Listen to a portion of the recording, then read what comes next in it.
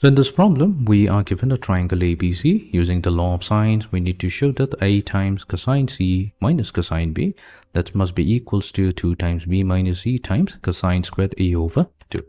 So let us begin. First, let's specify the law of sines.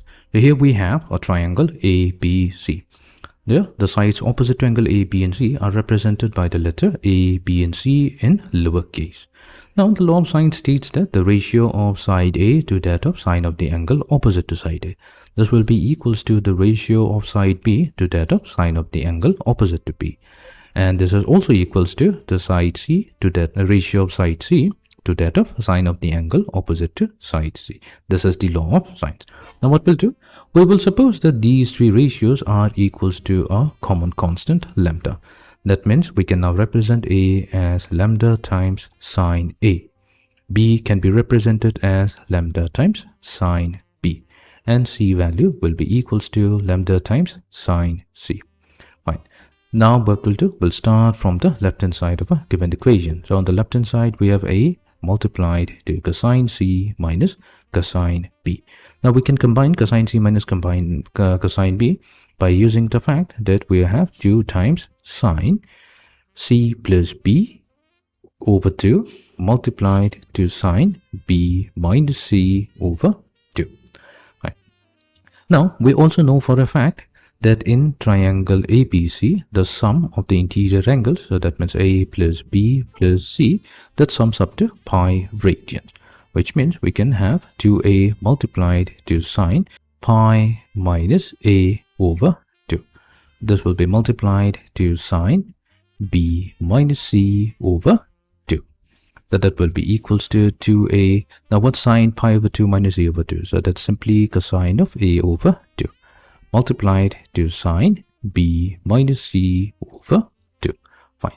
Now what we'll do? We'll replace the value of A with lambda times sine A. So we get 2 lambda multiplied to sine A multiplied to cosine of A over 2 times sine B minus C over 2. Here we're going to use the fact that we have sine theta. This can be expressed as in its half angle form as 2 times sine theta over 2 times cosine of theta over 2. Meaning we can now express sine of A as 2 times sine A over 2 times cosine of A over 2. Now we already have a cosine of A over 2, so this will become squared multiplied to sine B minus C over 2. Fine. So let's further simplify. So we get 4 times lambda multiplied to cosine squared A over 2. Then we have sine A over 2. But instead of using A, we can use the fact that A is equals to pi minus of B plus C whole divided by 2 multiplied to sine of B minus C over 2. This will be equals to 4 lambda multiplied to cosine squared A over 2. Now we know that sine of pi over 2 minus B plus C over 2, this will give us cosine of B plus C over 2 multiplied to sine B minus C over 2. Now we can use the fact here that since we have 2 times, so we can take a 2 from this factor 4 here. 2 times cosine of theta plus phi over 2 multiplied to sine theta minus phi over 2. So this will be equals to sine theta minus sine phi. So in a case, theta is being represented by B and phi is being represented by C. So we take 1 2 from this factor 4 and multiply it with cosine B plus C over 2 and sine B minus C over 2.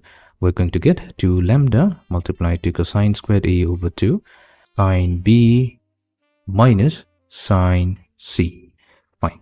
Now what we can do? We can multiply the lambda to each of the terms within the parentheses. So we get 2 times cosine squared A over 2 multiplied to lambda sine B minus lambda sine C.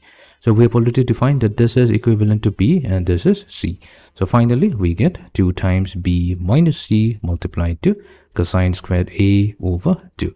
So this is the right hand side.